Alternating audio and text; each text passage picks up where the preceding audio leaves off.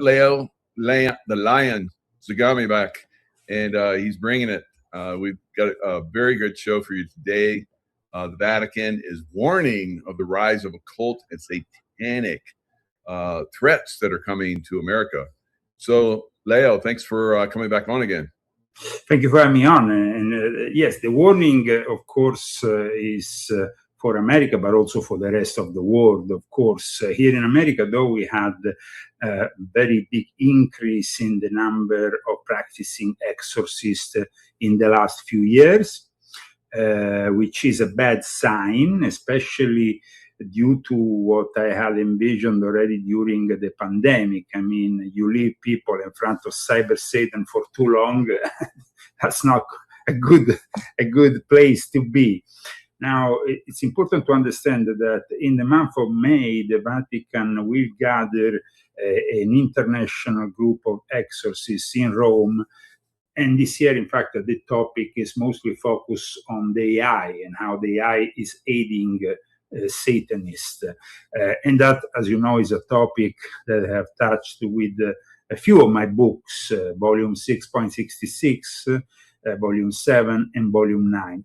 In particular, volume 6.66 is relevant for today because in this book, I discuss the specifics of the rite of exorcism, of course, the one practiced by the Catholic Church, which in the Christian world is the more relevant, the Romanorum rite, which basically has been with us for over 4 centuries.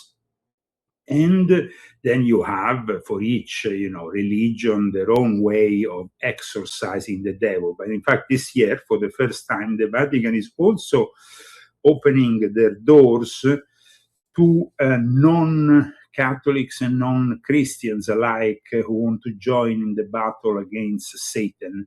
And on the 13th of March, he guested a few representatives of the International Association of Exorcists. So it's been maybe an important move. However, I am a bit disappointed that the Pope decided to dedicate to this such an important subject only half an hour. I mean, these people arrive from all over the world. You expect them at least, to spend with the Pope a few hours. However, it seems to me that there is some kind of contradiction here from the, the materialistic economic side of the Vatican, which, by the way, I've talked about in my latest article on leozagami.com, which you can go and check out, because he just appointed a former executive director from the Edmund de Rothschild private banking group to be in charge of the Vatican Bank. Now, this guy was also connected to Jeffrey Epstein through Ariane de Rothschild, who, of course, was married with Edmund de Rothschild and then took on the whole of the group and later involved also Jeffrey Epstein because she wasn't that great in doing this business. Let me explain. There is 2 different factions of the Rothschilds. There is the French and English faction, and then there is the French and Swiss faction, which is this one. And this guy, François Pauli, is now the new head of the Vatican Bank. And because he was involved with Epstein, it seems a little bit weird, to say the least, that you have a guy like that now in charge of the Vatican Bank. But to me, I think there is definitely a paradox here because, of course, when you're talking about money, you're talking about something that is directly connected with the devil. Remember the interview that Steve Bannon made with Epstein? At the end of the interview, he said, "Are you the devil?" Because he was so good with his, business side of things that the guy was wondering if he was actually the devil himself. And he had all the characteristics. So it's like the Vatican is divided between two factions. The faction of your ordinary priest, your parish priest, who wants to fight the demonic, which is rising. And of course, this International Association of Exorcists went to the Pope with a specific message, because you have to understand that with the arrival of the internet, the satanic sects have been able to recruit a lot more members. And groups like, for example, the Ordo Templi Orientis of Aleister Crowley, or the Temple of Set of Michael Aquino, or many other New Age oriented sects of more recent. But the exorcists are warning, of course, the Pope that there needs to be at least one or more exorcists for each diocese, because the increase in demand has been astonishing, Michael. And actually, when I say Michael, I say a name which is very dear to the exorcist. The Archangel Michael is, of course, very important. Now, when I was emailing with your wife, she told me she was interested in knowing also regarding the fact that, the exorcists make a point when they exorcise to get the real name of the demon they're fighting, because maybe people don't know that, but, and this is gonna probably shock them, but in medieval times, they went even to as far as calculating how many demons were roaming the earth. And if you want to give you an exact number, that I have to get my glasses here, because unfortunately at 56 I need my glasses.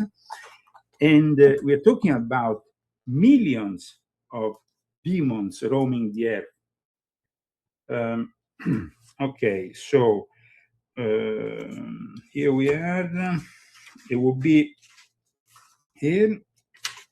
Now, they calculated that there were at least 13 million 306,668 demons who are loose around the planet. This was at least what they calculated in medieval times. There was also the fact, this is also very important. The demons have their own principalities, their own soldiers. It's a legion, no? We are many because we are legion. Yeah. And there is a hierarchy. Now, Beelzebub, which is one of the main demons, under Lucifer, under Satan, he has 6,666, of course, demons working for him. This is also part of the calculations that were done. Now, regardless of those people who might think this is a matter of laughter when you hear such things, this topic is very serious, and is very serious for people who are believers and also for people who are non-believers, because the biggest trick the devil ever played on us is to let us believe he doesn't exist, as we all know. This is a famous saying. Now, these representatives of the International Association of Exorcists that went to visit Pope Leo on March 13th at the Vatican Apostolic Palace had this half-an-hour meeting in which they explained how, even in the seminaries of the Catholic Church, there is, of course, a lot of demons. And now, when you get consecrated to become a priest, in a minor, you can actually participate to minor exorcism only. Okay? Only a very few chosen priests get to become exorcists. You have to have a preparation in theology, but you also have to have a preparation in psychology, because you have to dismiss those cases where obviously the person is not, is insane. I mean, it's simply. Now, I always tend to believe that even with mental illnesses, there's always an element of demonic contact working upon, the affected. My own personal experience with exorcism has been very vast, and it's been direct because I participated to exorcism. Wow. I was exorcised myself. I went and participated to exorcism in the Middle East, in mountains, in Italy, in monasteries, in places, and I had all kinds of experiences. So, if you want, after we can, I can give you some, just some personal experiences of mine for your audience. Is it anything like we saw in The Exorcist? Absolutely. Wow. Absolutely. It's. I remember once, and this is it's quite incredible because they couldn't find a proper group of exorcists to actually quiet down this guy who was obviously possessed. He was from Africa. He was obviously in Africa. We have voodoo, the roots of voodoo. It's filled with animist religions. And so they couldn't get an exorcist. And so they said, okay, will you provide us with an exorcism? And so I went into the room and the guy was literally coming off his bed. I mean, it was rather incredible. Wow. And in that case, of course, I use not only the prayers, but I also use a holy relic, which I always carry on with me. I have it even now in the other room. It's a piece of the bandage of Padre Pio, which is considered the saint of the Catholic Church, which is also, though, a guy who was, when he was a monk during his life with the stigma, he was also an exorcist. I mean, he was somebody who was fighting the devil. So the fact that you are able to also use holy relics aside from the prayers is almost like, when you go into the battle with somebody, you might have a knife, or you might have a gun, or you might have a machine gun.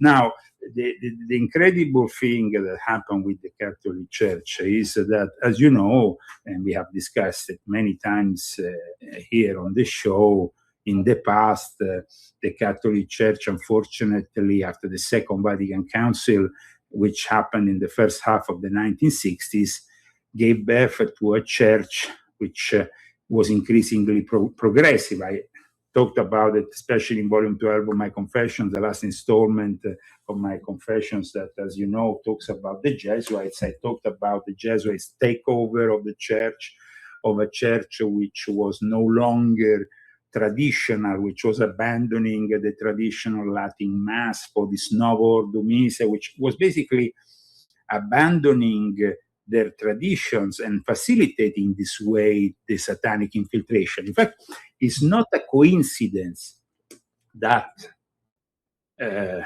Second Vatican Council ends up in December 1965, and then you have 1966, considered year zero of Satanism.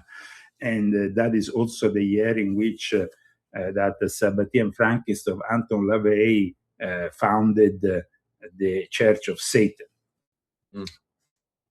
Now, from my own personal experience, I noticed that when, at the end of the 90s, the Vatican in 1999 tried to impose a new form of exorcism, there was generally a rebellion from the base of exorcists, which actually, paradoxically, led to the creation of this International Association of Exorcists, because then there was a guy called Father Amort, which is the guy which inspired also that movie it is not The Exorcist. The Exorcist is another movie, and it's the first of its kind. The Exorcist is a movie which I explain also in my books, was worked out in Hollywood also with the direct support of the Jesuits. So there was a lot of know-how in the way that the movie portrayed the whole thing. Then you have other movies of importance and relevance, like The Rite, for example, that came out in 2011, which is based on a book, The Rite, The Making of a Modern Exorcist, which is also based on real stories. And in fact, there is also a link there to a Welsh Jesuit named Father Lucas. And so it's obvious that in the The Exorcist and what they do, the Exorcists are always sought after by Hollywood, because what they do is very spectacular at times and very scary, to say the least. I remember when a few years ago, the film director of The Exorcist, in fact, did a documentary about Father Amorth filming the real exorcism, and it was pretty scary to actually, have the real exorcists that are, portrayed rather than the fictional ones. Yeah. Because what happens with Satan is that he can get into your body through you opening up to the occult, but also in an innocent way, through the Ouija board, through certain video games, through certain books on the occult that maybe shouldn't be read, and people playing around with the things they don't really know about. Yeah.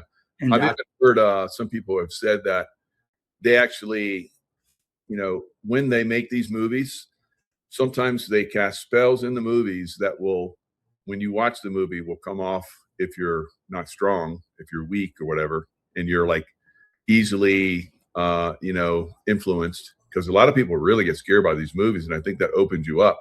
But they actually put spells in the movies, some of these movies, like The Exorcist. And that's why people would like have go crazy in the movies, in that movie especially. What are your thoughts on that? I think that, lately when you go to the cinema, you are bombarded because, I went to the cinema and saw a couple of movies in the last 2 months.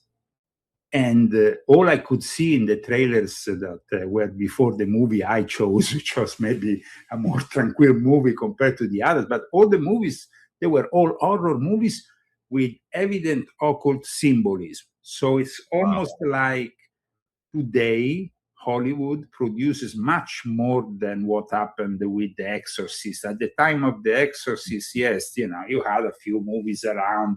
You had, of course, before The Exorcist, you had Rosemary's Baby, which was a turning point also for a lot of people that understood about sectarian activities, the fact they were impregnating a woman to bear the child of the devil became a very important and shocking novelty at the time. But today you have almost 20 or 30 movies a month that talk about a variety of occult subjects, branding them as horror. So the actual movie, The Exorcist family, Rosemary's Baby, bring that up. She wore that red dress with the white lace at the top. So you had Princess Diana and you had Princess Kate. Both of them wore that dress with their children. It's like, wow, there's like just bringing that in everywhere. But definitely it brought a certain fashion. No? the devil wears Prada, they say. Now there is a comeback. Number two.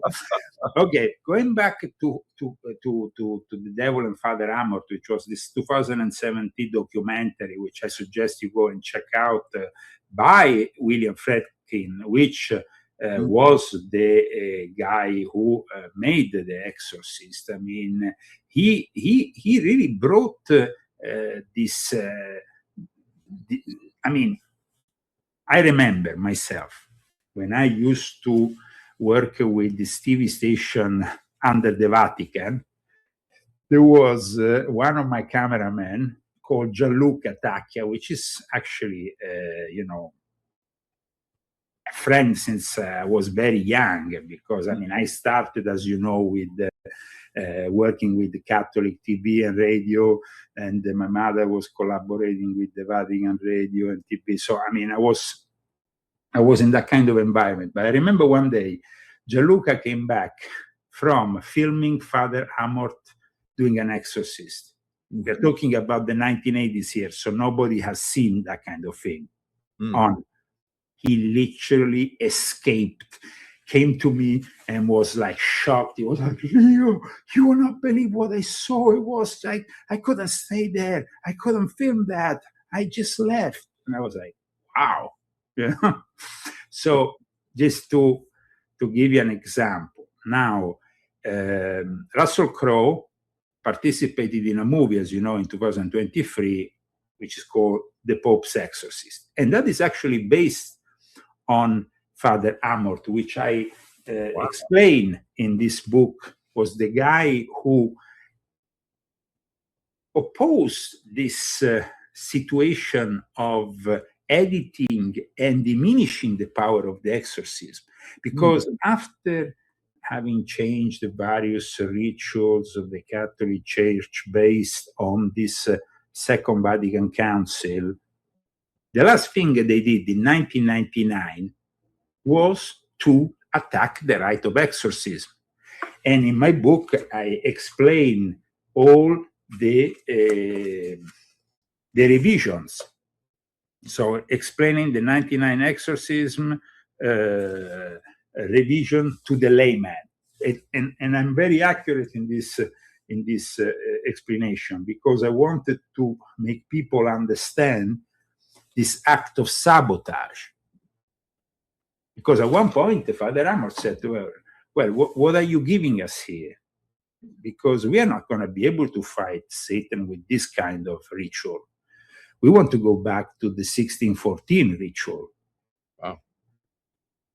And that eventually what happened. Now, the Pope just received this group of people who follow into the footsteps of Father Amort, and who will meet up once again, like I said, in the month of May of this year, to discuss and to prepare, because every year usually in the month of May, they meet up in Rome, around 170, 200 exorcists, to discuss what is happening, to prepare, and maybe amongst them there can be also some laymen or some Christian pastors from other denominations who maybe will also like to join the battle by using those rituals which are in use in the Catholic Church. Now, like I stated earlier, this year, in an unprecedented move, this group of exorcists will actually guest Jewish rabbis, Islamic imam. So it will not be as, I mean, the way you fight Satan and his legion in the Islamic religion is completely different from the Catholic. And the Catholic way of exorcising is itself different from maybe the Coptic or Orthodox way. I was able to assist in the Middle East to Madame Fula's exorcism, Madame Fula, and I participated, and I was myself exorcised by her. Madame Fula, regarded by the Coptic Church in Cairo at the time, I'm talking about 2003, as the number one exorcist, was able to do two kinds of exorcism. A minor exorcism, which would be if she saw that you didn't have great problems, okay, that you were not completely possessed by a powerful demon, she will simply measure you and recite a prayer, and then they will fold this measurement done with a piece of cloth will be then folded around the prayer. So that is pretty simple. Then you will have those people, like in that case, it was me, who had received a very powerful curse at the time from a black magician. And so he had launched against me something like 123 demons, I don't know, some big number of demons and so on. I think even more. And so she exercised, and I explained that also, by with dropping liquid lead in a pan of cold water that captures your demon. Wow. Now, it's pretty scary because liquid lead, if it ends up on you, you can imagine, especially on you. So it is a, I mean, when she told me, first she decided who she wanted to bring, and it was a kitchen in Cairo, but people were queuing all the way down to the road. Wow. Come to this old lady and the daughter. I remember the daughter had a T-shirt, Army of Jesus. I said, wow, it seemed like in America, in English. So we were in the days in which the situation was pretty unstable in Iraq. They had just blown up a base of Italian Carabinieri in Nasiriyah. So it was like the Middle East was pretty dense at the time. But I saw that even if she was Greek and she was working for the local Coptic church, there were Muslims there that will accept the exorcism from this Christian woman. So it was kind of interesting to see that sometimes evil makes us cross all boundaries in a way, you know? Like I stated in regards to the convention that will be held this year in the middle of May in Rome. So the lead was, first she did some purification, cleansing, and then after reciting a few prayers, she put this pan on top of my head and she poured the lead. It was incredible what happened after, because literally a demon came in the lead with the horns and it was captured. The image of the demon was in and it was, like I said, hundreds of demons with a big demon. Wow. And the image of the demon actually because of course liquid lead in water, and it gets immediately very hard. And at that point, she said, we captured him. And I was pretty impressed by this technique because I had 10 years earlier another exorcism by a Franciscan monk in an Italian monastery. And that, of course, was conducted following the criteria of reciting the prayers from the Romanorum Rite of 1614, blah, blah, blah. And in the end, you are, liberated from these demons through the power of prayer, of course. In this case, the power of prayer had also some kind of practical element added to it. Now, I don't know how practical would it be if you had somebody spinning with their head like Linda Blair in The Exorcist and put a finger, of blood on their head, because probably that would be a little bit. But another interesting exorcism which I was subject to, because you have to understand, I'm an exorcist because I got trained by other exorcists, but at the same time, because I fought these magical wars within the so-called Illuminati, as I explain in my books, at times I was subject to some really big doses of black magic, which in that case needed some proper exorcism. So I was Interesting. sent to the city of Konya. And in the city of Konya, there was this exorcist which conducted an Islamic ritual of exorcism. So I also was able to see how they operate. Now, they consider the demons, the jinn or the ifrit, creatures of fire. So they need to freeze them in order to exorcise them from you. They recite prayers out of the Quran, they around your head, and then they manage to detect how many of these demons, these genies, these ifrit are present. And then they eventually exorcise them. So that was in the city of Konya, which is the city where you have the tomb of Jalaluddin Rumi, the great Sufi. Oh. And it's in Turkey. Yep. It's a beautiful place. Absolutely. And I was brought to have this purification, let's say, ritual. It was an exorcism, of course. And it was an interesting experience because they had recognized that at the time I was under attack. I had just started 20 years ago with my Illuminati confessions online. And as soon as I started, they, of course, cursed me left, right, and center. Oh, I bet. Yeah. Wow. As you can imagine. Mm-hmm.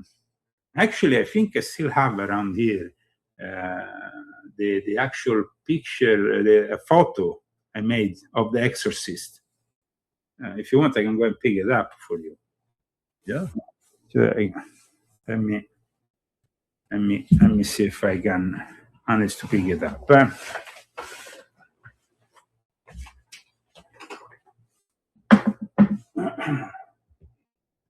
Wow, fascinating subject from somebody that's actually been to exorcisms and has been exorcised as well. Wow. Yeah, in various traditions also, because like I said, it's not. Yeah. It's not only one tradition. Who has the best tradition for exorcisms? This was my exorcist in Konya at the time. I don't know if he's still alive. Probably not. I mean, he was pretty old at the time. This is actually during the exorcism. Wow. He was reciting the prayer.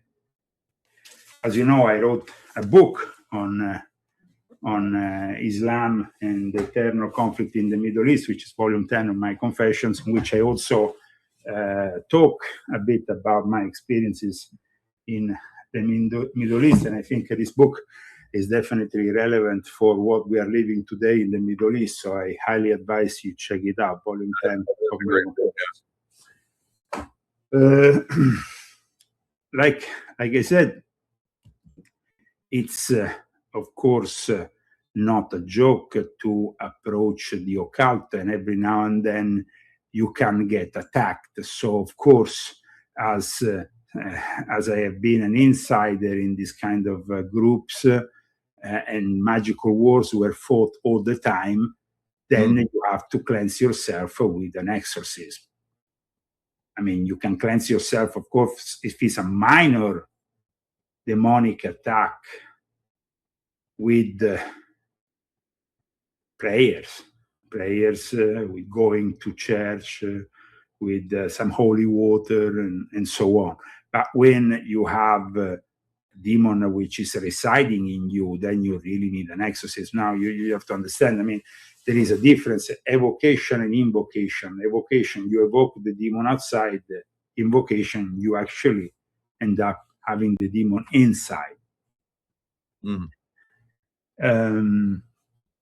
So we are now living in a situation in our society in which, like Father Ripperger, I mean, I'm sure you heard about him.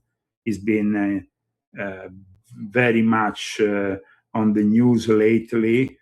Father Ripperger is probably currently America's #1 exorcist. Yep. And he himself has said, though, that he feels that it's not the devil to blame for this trend, but rather us, the humans, who are unfortunately playing with things we shouldn't play, and we are not taking seriously maybe this subject. So for Father Chad Ripperger, the blame lies primarily with people themselves. And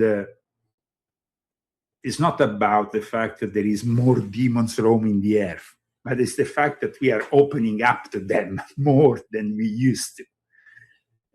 So I think that is an interesting thing he said lately in an interview, because the demons are empowered more and more by people who commit evil deeds, but also people who are not aware of the evil they are committing, or are simply not aware of the fact that they are letting Satan in by doing things that are highly moral and dangerous for your own soul.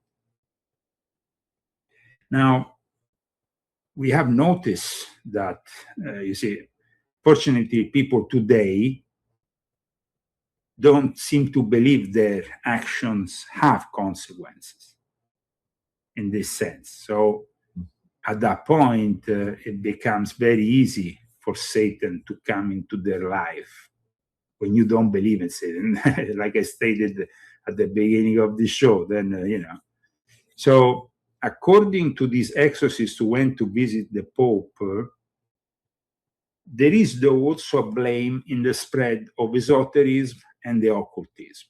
Now, how this spread happens, it happens like we stated earlier. It can happen even simply playing with the Ouija board, no?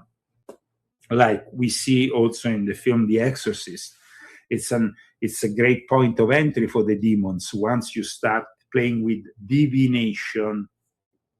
So tarots also, tarot cards can become also a point of entry. And of course, today we have an obsession with these various sects and practices that eventually will turn out to be dangerous.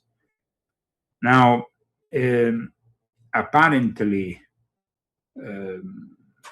during the meeting that there was at the Vatican on March 13th, Pope Leo publicly appreciated the past work of Father Gabriele Amort, the one we mentioned earlier.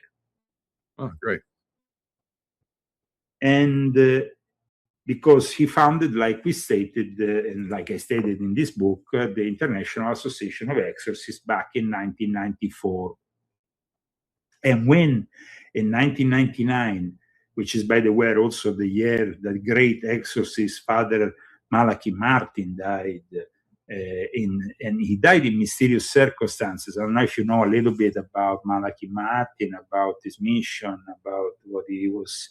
I mean, he was basically a former Jesuit, or at least a Jesuit who was no longer an active Jesuit, who came to America, became rather known also in alternative media circles, even with Coast to Coast and people like George Nori and others, publicizing what he was doing, because he was writing some books that were actually essays and others that were fictional but based on truth. He had been the secretary of Cardinal Bea, who was a Jesuit cardinal of relevance during the Second Vatican Council, but actually, after probably participating in the Second Vatican Council and apparently even being witness to some satanic activities that led to a black mass inside the Vatican, Wow. He said, okay, I'm leaving. And he went on the other side of the pond to live here in the United States of America, where he became also a very known exorcist. And unfortunately, though, in the last day of his life, he was fighting a case of exorcism that was pretty difficult. And then suddenly, it seems like a demon pushed him down the stairs and he died when he went back home. Something happened that is still to this day not fully explained. The strange thing is that in 1999, that was the year in which the Vatican also decided to reform the rite of exorcism. And that is what happened with then Father Amor saying, we don't want, basically a gun with no bullets. You're giving us a way of fighting the devil which is not working. We need to go back to the old traditional way. In fact, he was able to impose on his exorcist the use of the traditional Roman ritual. Now, usually the exorcisms are performed by someone that wants them. Do priests that are trained in the exorcisms, if they know someone is possessed, can they do a ritual against someone that is possessed without them being aware of it? Is that something that's done? There has been cases in which you can deliver prayers, but those are minor exorcisms. If you are talking about a full-on case of possession, there will not be that kind of approach because it will be obvious to everybody that the person is possessed, and so it needs to be exorcised. Now, we could, of course, force an exorcism on a person who is evidently possessed and out of his mind. In the case when I, for example, delivered that exorcism to that African guy who was literally from Africa and didn't know how to talk Italian, didn't know how to talk, hardly knew how to talk English. But I had to deliver it, of course, in a language also that was close to him. So English, in that case, I did it half in English, half in Latin. But in that case, the guy was obviously not choosing himself for the exorcism. There were other people around him who said, "Leo, go and exorcise it," Gotcha. because he was in a loony. I mean, he was in a mental asylum. I had to go inside I was in a mental asylum where I exorcised this guy with the doctors around me. So it was a pretty serious affair. It wasn't and that is, of course, an experience which I still held, inside me. Because then there is other forms of exorcism, minor exorcism, or at least exorcism that are not so. There was this guy who was a member of the Supreme Council of the Ancient and Accepted Scottish Rite of Italy, or Piazza del Gesù, who called me and said, "Leo, since I joined the Supreme Council," he was the archivist of the Grand Orient of Italy. And, we were chatting one day. He was giving me some of his publications and stuff. And then he said, "Leo, I have to tell you that I'm dying of a brain tumor. Since I joined the Supreme Council, I started to be affected more and more physically, and now I've been detected with a brain tumor, so I don't have much left. I would like you and an exorcist to come to my home and deliver me from this evil, because definitely," he said, "there must be somebody within the Supreme Council which has affected me with this evil." Wow. So I called my friend Fortunato Luciano Chandra, who is an official recognized Knight of the Vatican, Knight of the Holy Sepulchre, Knight of St. Sylvester Pope. I mean, he's like very high up in all these knighthood orders, and he knows the rituals by heart. I mean, I went there with my little booklet, reading in Latin the thing. He knew it by heart. So for me, it was kind of very impressive to see an exorcist like him.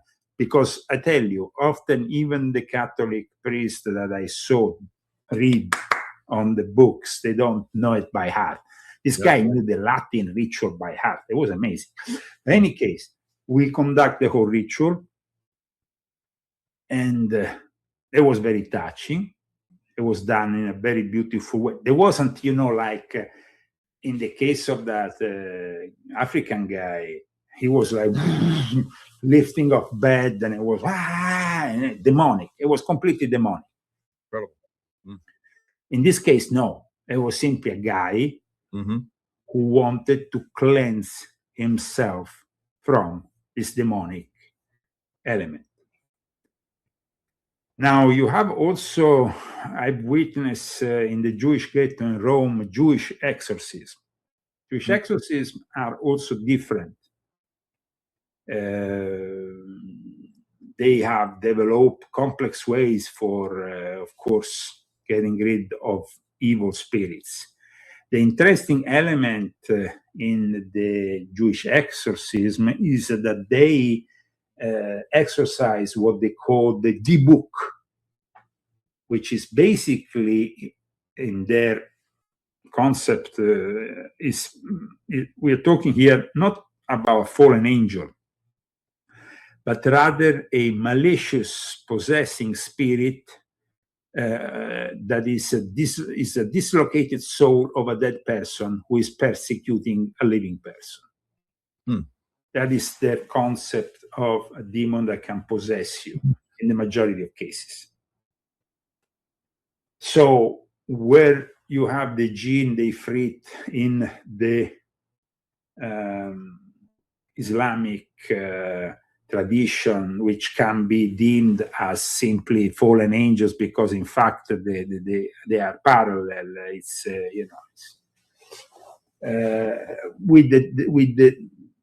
with the Jewish tradition is a little bit different.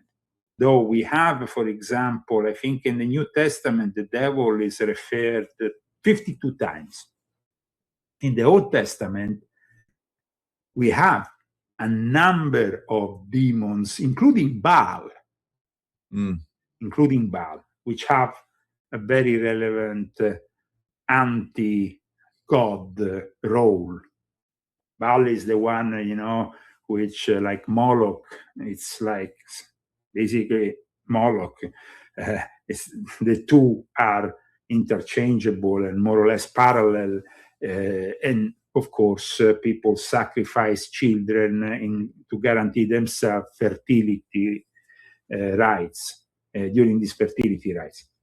However, Baal appeared also in the Epstein files, not linked to anything demonic, but apparently to a bank account, which was...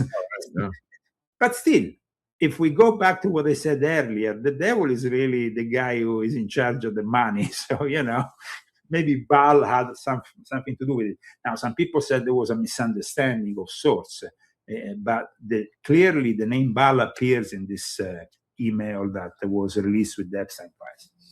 And Baal became the protagonist of Iran's anniversary of the Iranian Revolution, because they built this big Baal effigy and burned it with the flag of Israel and America, and they accused the Western world, of course, of doing a war against them on behalf of the devil and Jeffrey Epstein, who was a worshipper of Baal.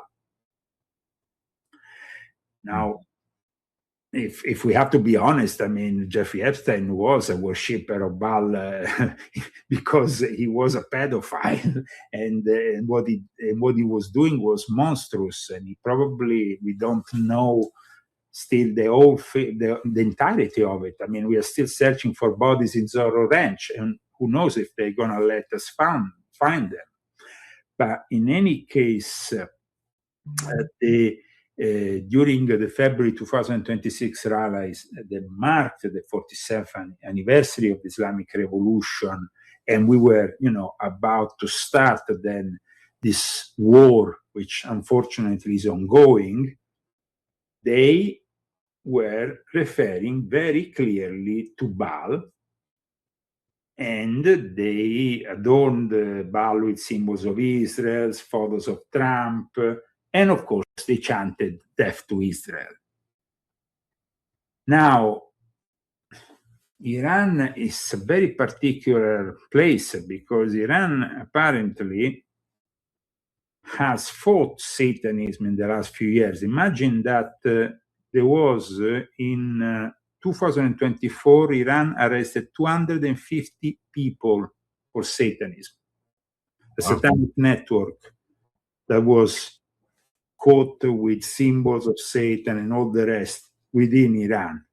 They were arrested, they even confiscated their cars, they confiscated everything, but apparently it was a big deal, and it came out, the Iranian police announced it, that they arrested 146 men and 115 women who were in an undesirable and obscene condition with emblems, signs, and symbols of Satanism. This is, like I said, in Iran. At the same time, Iran has been claiming, even their official state media, that, of course, there is in act what they define as Zionist sorcery. Now, if we go back to my latest book on Jeffrey Epstein, as you know, I explained the various branches of Zionism, the relationship ultimately with the Sabbatean Frankists, and the Sabbatean Frankists are now being increasingly discussed in relation to Jeffrey Epstein. And I'm glad that I was the first one to write this book to expose such connection, because it's a very important connection. Now, the Khamenei official site, the Khamenei, the past Ayatollah who was killed, now we have the son, even had the official commentary about what they defined as the work of occult sciences that was moved by the Zionists. So we're talking about people who are very into that kind of thing. The Mer news agency reported at one point in, I think at the beginning of this month, that the confrontation with Israel, and so with America, extends beyond military, cyber, and diplomatic and cognitive fronts. And that's why they called it, again, a war of occult sciences. And the rhetoric that they are pushing is that the enemy is not simply human, but that these are humans who are mixed with genies. Now, what does that mean for the ordinary folk who has never heard about genies, or have never heard about Islamic beliefs, and so it's a bit confusing. Now, the jinn, it's a very particular thing, because a little bit like the angels, you have the angels who are fallen and the one who are not fallen. In the case of the Quran, there is jinns who actually converted to Islam. And in fact, if you go to Mecca, there is actually an entire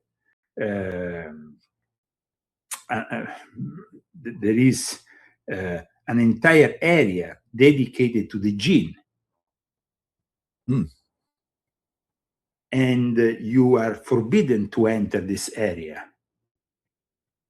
So it's kind of rather interesting that they actually claim that this area is, this mosque dedicated to the jinn can't be, frequented by humans. And I know of a human who actually attempted to go and pray there. And I tell you, by their own personal witness to what happened, after a few minutes of them, bowing down and doing the prayers, an invisible force patted them like this on the shoulder. Wow.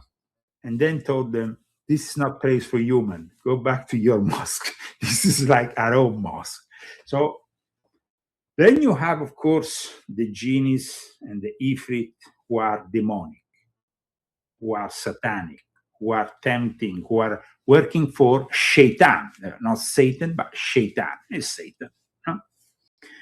And so the fact that they describe Iran's enemies as both jinn and human is because at one point it came out many years ago.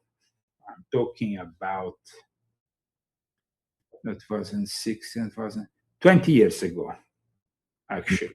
When I started my Illuminati confession, this news came in that the leader of this important Islamic group, which actually resides here in Pennsylvania, Fethullah Gulen, who works for the CIA, and in fact is protected by the CIA, even after their own, because he has an immense and powerful Turkish cult operating worldwide of Sunni Muslims. And he's part of the chain of 40 of the golden chain. It's a whole thing, descendants of the prophet, and blah blah blah. In any case, this guy said that the CIA was working with the jinn. He actually stated that officially during one of his public talks, and because his public talks were being recorded, and so this became an official statement. But it's no wonder. I mean, when you had in the American military people with like Michael Aquino, the former head of the Temple of Set, he's no longer with us. But I mean, that gives you an idea. I mean, he was in charge of mind wars. So if you have the genies you add the genies into the equation, it's just like part of the whole thing. No. Now, in regards to this multidimensional struggle that it's like in Iran, the Mer website, I mean, we're talking about Islamic Republic official messaging from the website, is claiming evidence of a supernatural warfare with America. They also called a multidimensional struggle against Israel, alongside the cyber, diplomatic, and psychological fronts. And Khamenei's site, the late Khamenei's site, even expanded on the team, because there was this Ayatollah Hamad Abedi who said, the Jews, and in particular the Zionists, pursue metaphysical matters extensively, and asserted that Mossad engages in such practices as well. Wow. So, on the contrary of what we are obviously seeing from the mainstream news, parallel to our own view of the war, which is materialistic, now we are expecting maybe boots on the ground, Marines going this, blah, blah, blah. Then you have, parallel to all this, a metaphysical war.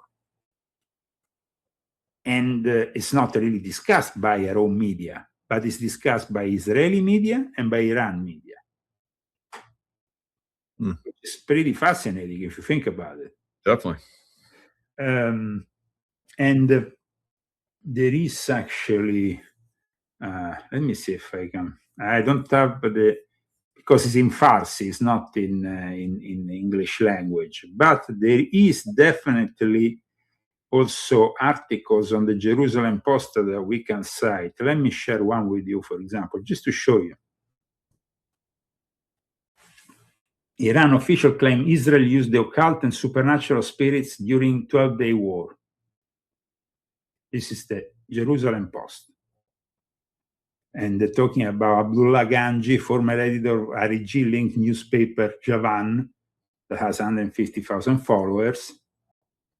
And they talk about, this is an article from July, and they talk about a senior Iranian official claims that Israel deployed the occult and supernatural spirits during their war with Iran. This is an old article. Now I'm going to show you a more latest one, if I find it. Always from the Jerusalem Post. Really believe that, or is that disinformation? No. In the Middle East, this stuff, it's taken very seriously.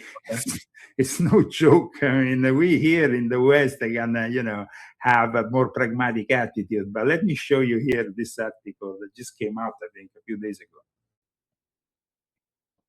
Iran revives its Zionist sorcery claims in propaganda against it. Now, they claim it's propaganda also, no? Watch. This is an article from March 19th, so pretty recent, 10 days ago. Wow. Look at that. So there is a parallel war going on that is not really, and I think that today in our show, we were able to at least touch on this, because most people don't really want to discuss these topics. Yeah, but I think with your direct experience, that really was very enlightening. I never talked to anybody with direct experience. I had direct experience even with Iranians,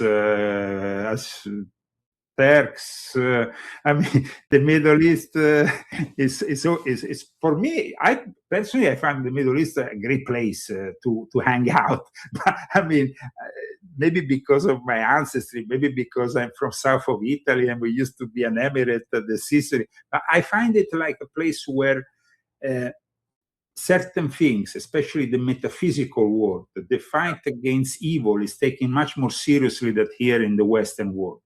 Especially in America that was described even by Aleister Crowley as a spiritual desert. It's very difficult here in America to explain certain things, because you have been there in the Middle East. You know that believing God is a very serious thing. Oh, yeah. I mean, you can't offend God in those countries. You end up dead. Yep. Immediately. So on the metaphysical realm, I think a lot of people have awakened. Let's get your thoughts on this. The adrenochrome, Hollywood really into adrenochrome, and, very high level business people. I'm not going to name any names, but, they seem to be doing this adrenochrome, the blood of people that have been adrenaled, scared, and they drink that blood, kind of like vampires or something. I tell you one thing. I mean, yeah, I never really had this experience with adrenochrome, so I'm not able to confirm it or disregard it. But I have personal experience of people within the entertainment world who regularly use the blood of young children in blood they infuse themselves with this blood. They throw away for example, people like Mick Jagger. These people make extensive use of the blood of young children. Wow.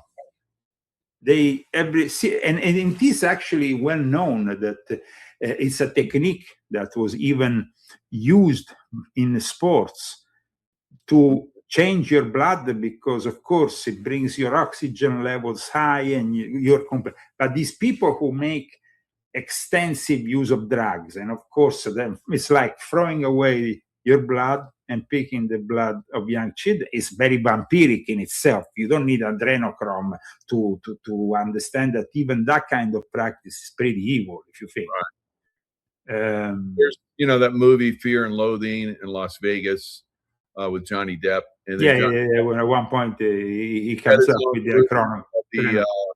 What is this group called? The Hollywood Vampires. So it's a lot of that seems like it's in our face, but people don't, like you're talking about. We're here in America, it's just like a spiritual desert. People just don't accept that that's probably real.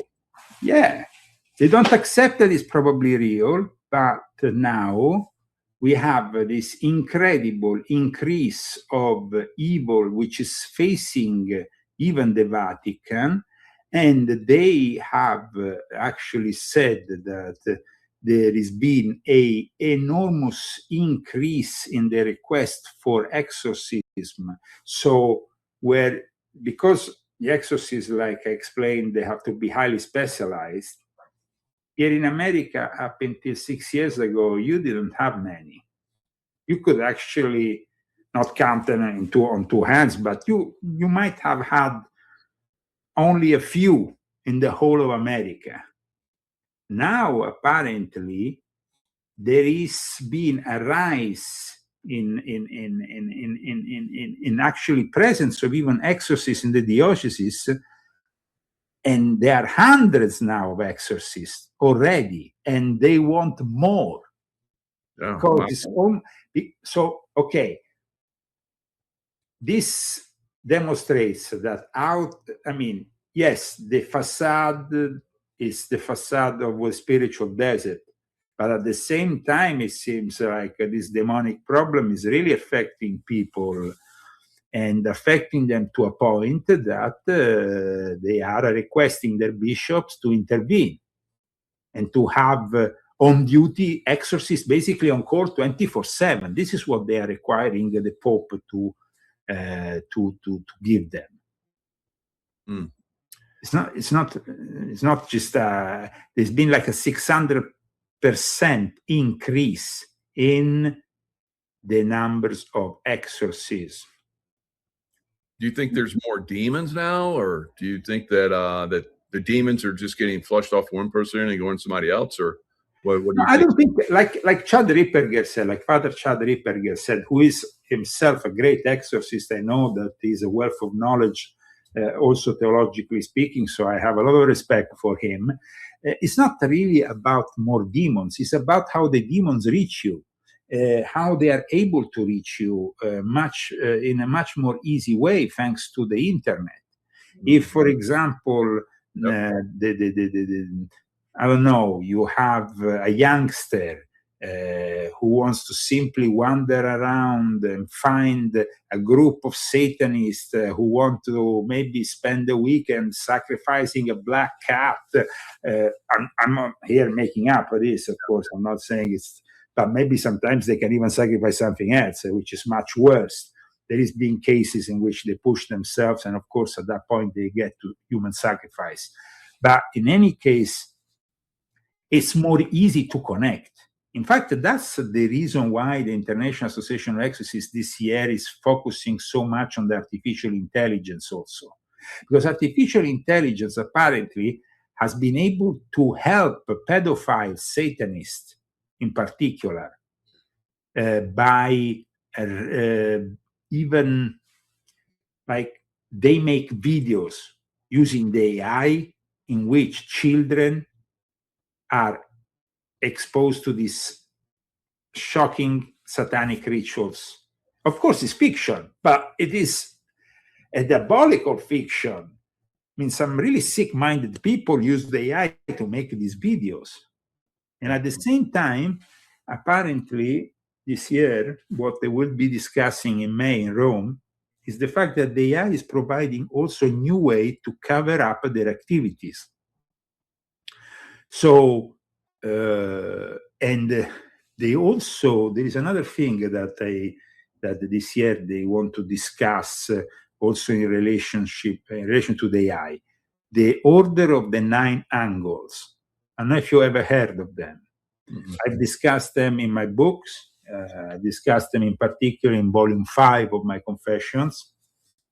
They are particularly active in the deep web, so you can't really find them on, just by Googling, because they do illegal activities. They've been infiltrating the American military.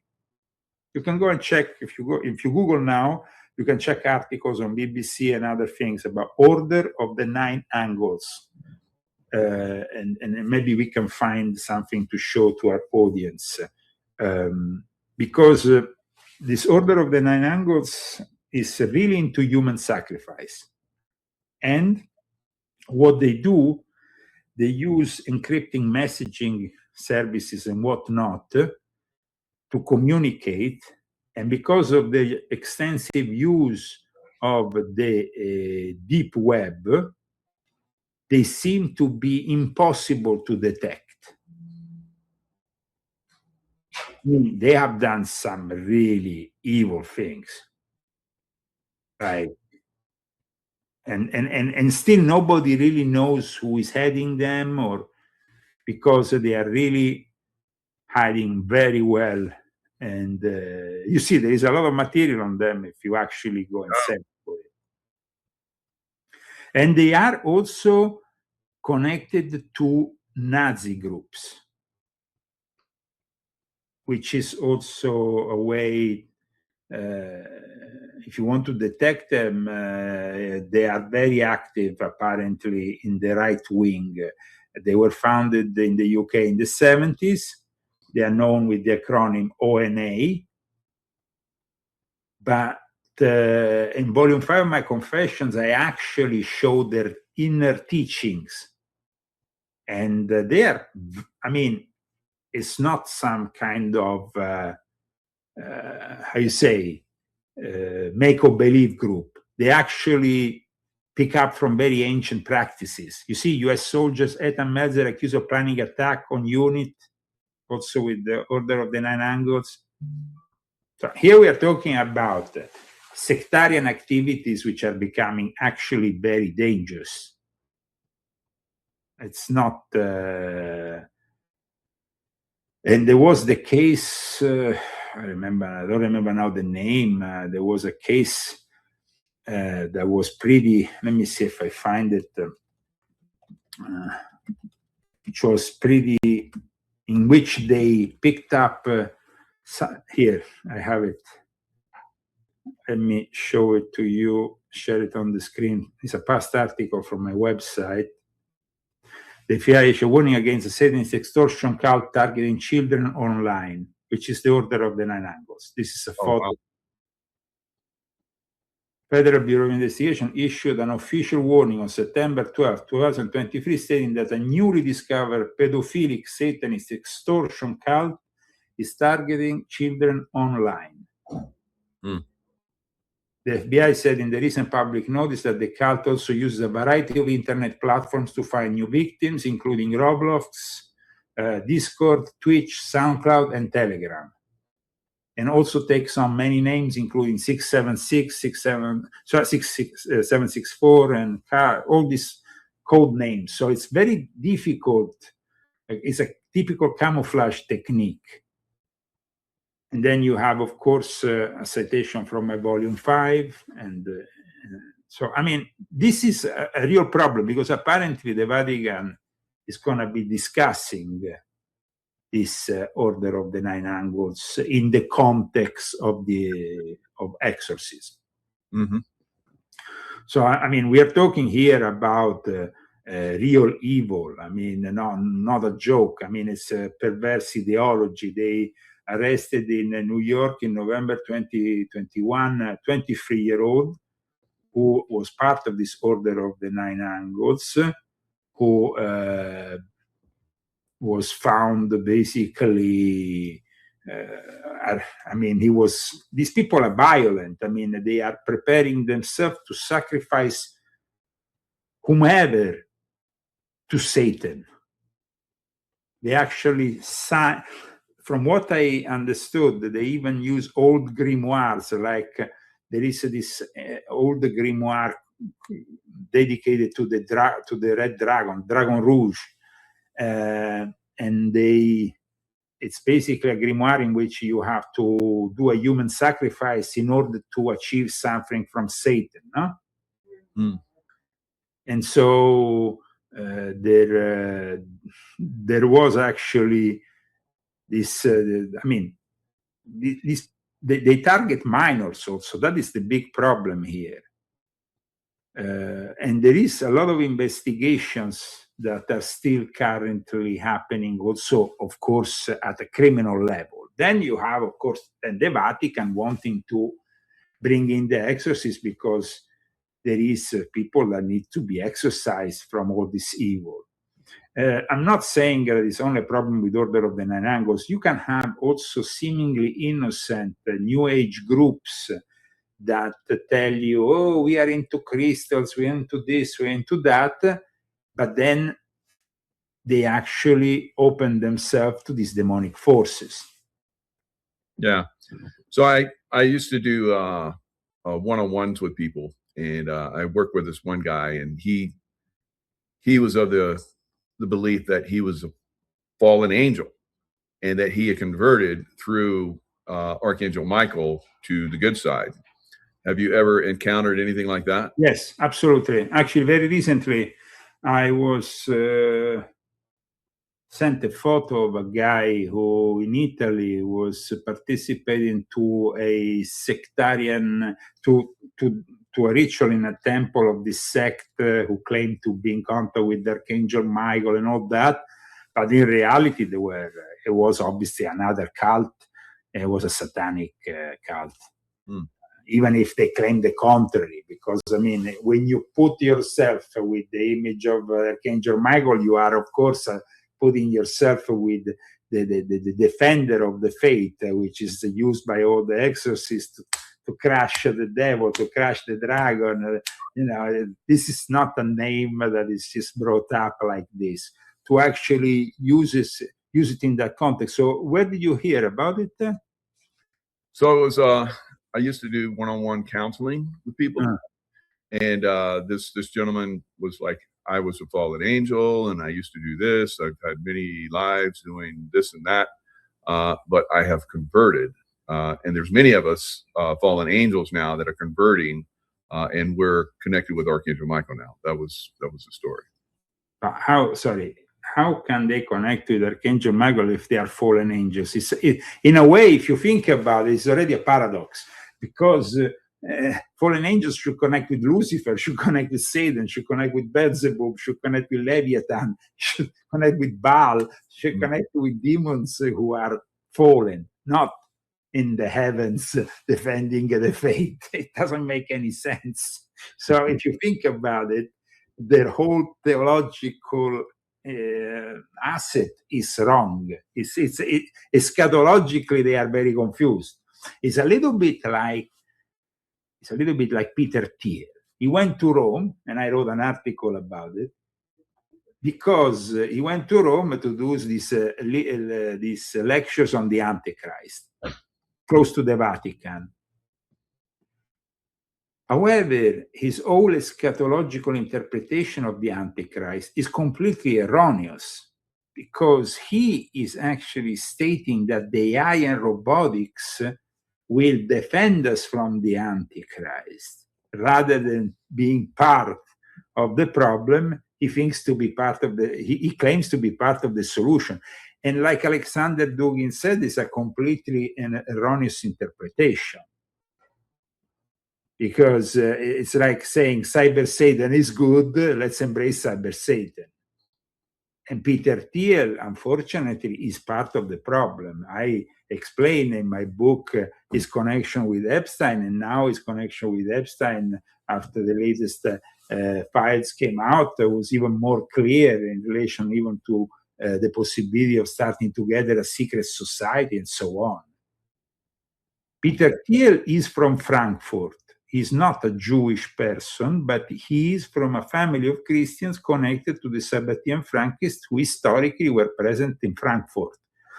In my book, I explained that Jaco Frank created in Offenbach, which is in the outskirts there in Frankfurt, in the metropolitan area of Frankfurt, a court. He was given a castle in which he then molded and crafted the future of the banking cartel, including the Rothschild, the Schiffs, and all the rest. So Peter Thiel is very dangerous, and that is a big problem also for somebody like J.D. Vance, who claims to be so righteous and so Christian. I don't understand this guy. I mean, how can you associate with somebody who is absolutely the opposite of anything you are, publicly you're stating that even the UFOs and the aliens are all demons, but then after you hang out with Peter Thiel, it doesn't make any sense. I'm sorry. It's just like, a little bit confusing. Yeah, definitely. So, Statue of Liberty, the bringer of light, and of course, Statue of Liberty is chained, like the fallen angels are supposedly chained. What are your thoughts of Statue of Liberty? Is that Lucifer, or Statue of Liberty was donated by the French Freemasons. right?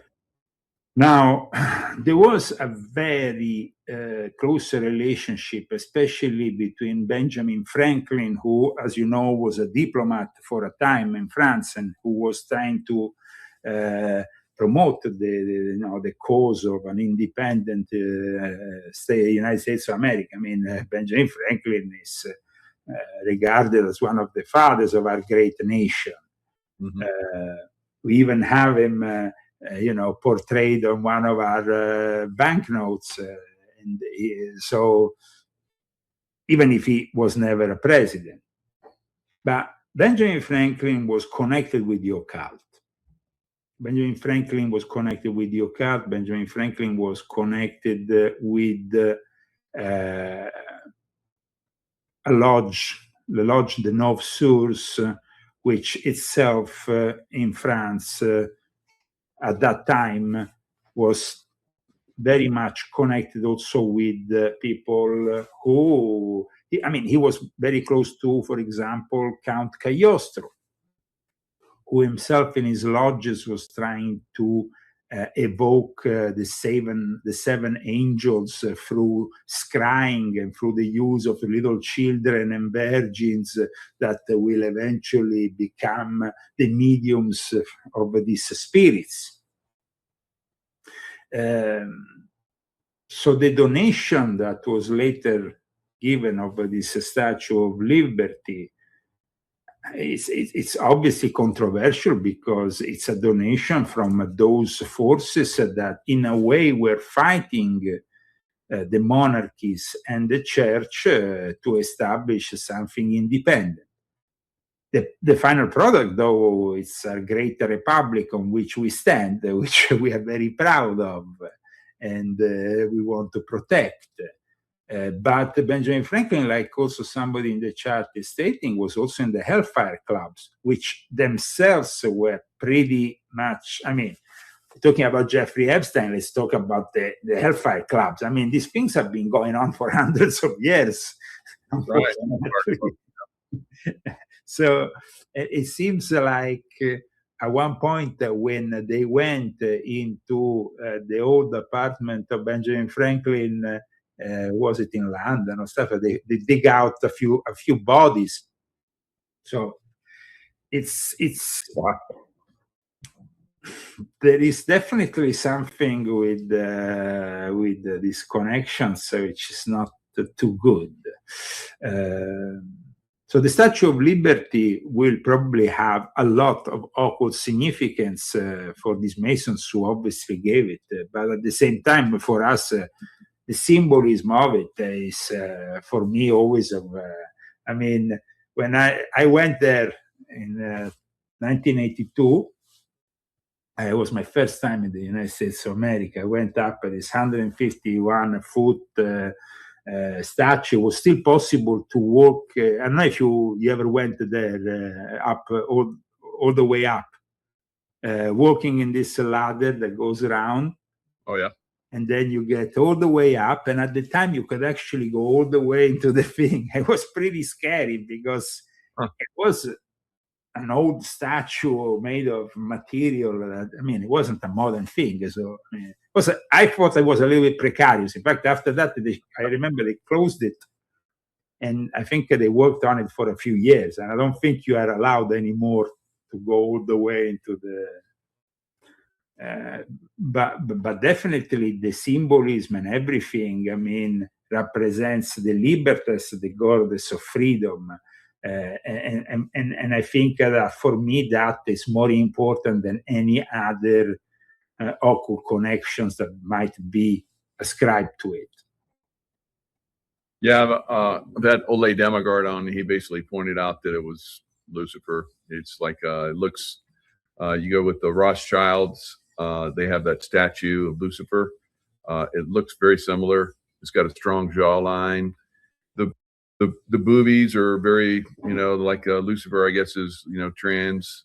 So well, I mean, there is a Masonic legacy. It's an American landmark, but actually it's 305 feet tall, the whole thing. So it's pretty taller than what I stated.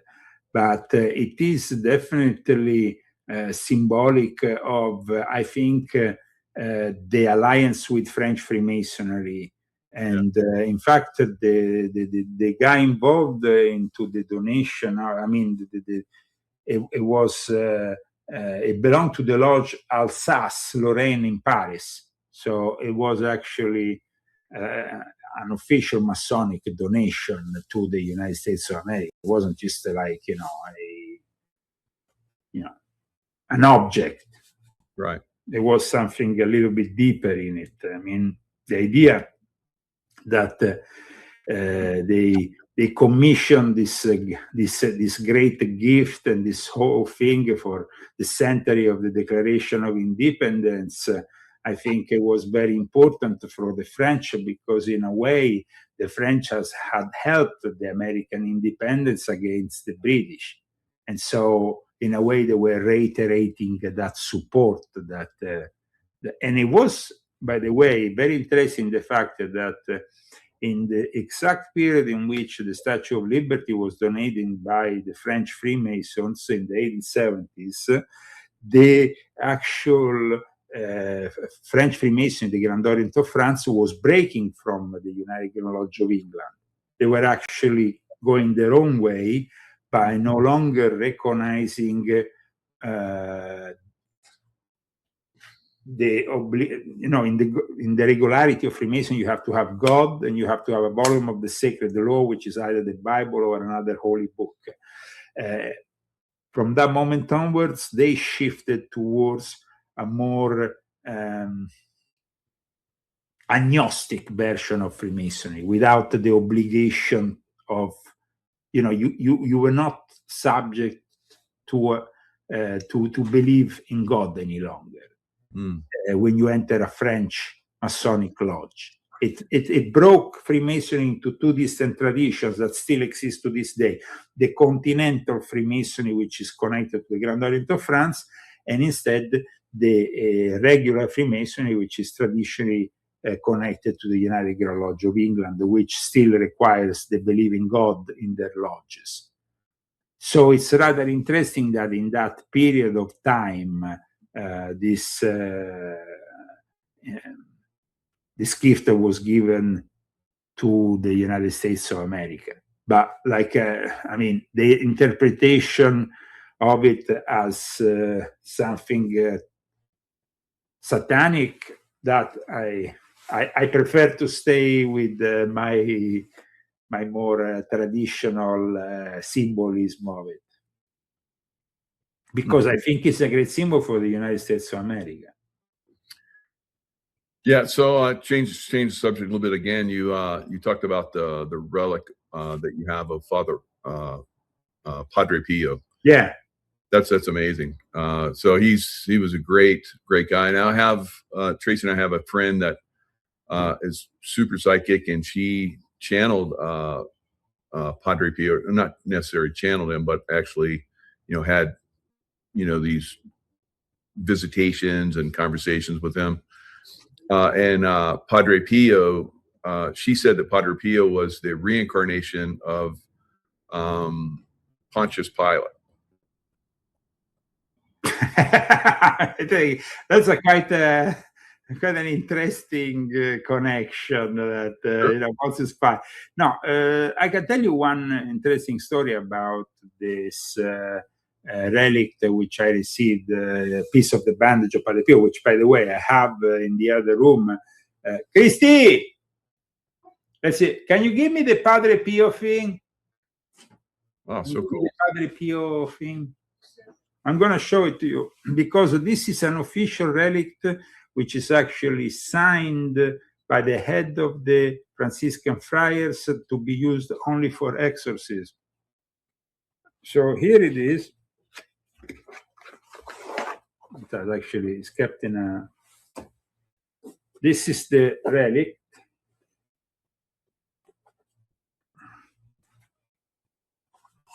So here you have the officiality of it.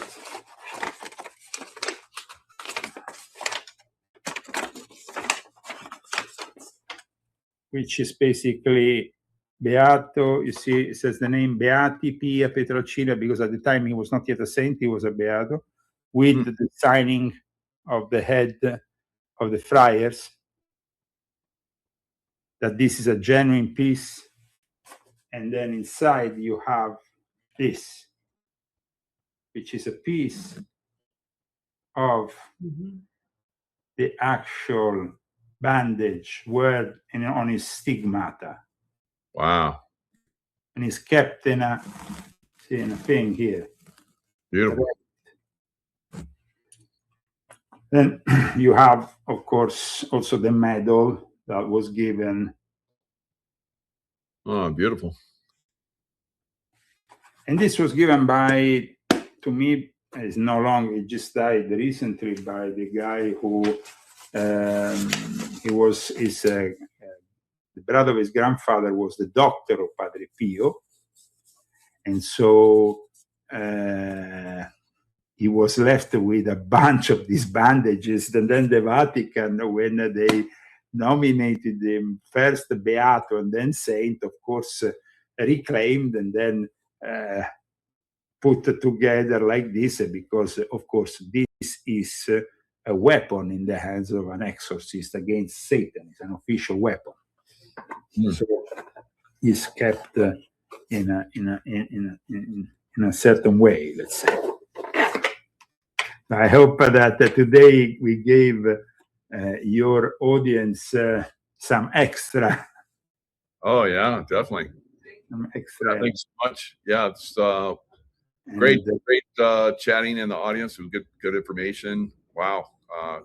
Like I said, I've never met anybody that actually has done or has had exorcism done on them. So that's I think that it's very important in this day and age that we are living here in the proximity of probably the arrival of the final Antichrist, and with the rise of Satanism, which is now being acknowledged also by the Vatican. And it's an important acknowledgement, because I remember that 5 years ago, when we were in the midst of the pandemic, I wrote on my website that there will be an increase in cases of possession, and the Vatican instead dismissed me by saying, "Oh, there is less cases now." I said, "Wait and see. Just leave your children alone in front of the computer for a couple of years, and let's see what happens." And I was completely right, unfortunately. And now there is the need for these exorcists to go and do their job. While we have to separate here, the Vatican, which is made of administrative power, of Masonic power, of worshipping of money and power, which is prevalent amongst the cardinals, with the people like Father Chad Ripperger, who himself acknowledged that there is Satanism in the Vatican, or Father Amort, who even confirmed to people I know that there is Satanists who practice Satanism in the Vatican. So we are at a turning point in our history where we really need to be aware that this evil is spreading, especially for the younger generation. So thank you so much for having dedicated today's show to this very important topic. God bless you all, and we will hopefully see each other soon. Check out my website, leozagami.com, for my latest articles. And of course, you will find also the links to my latest books. Take care, guys. Take care. Thank you.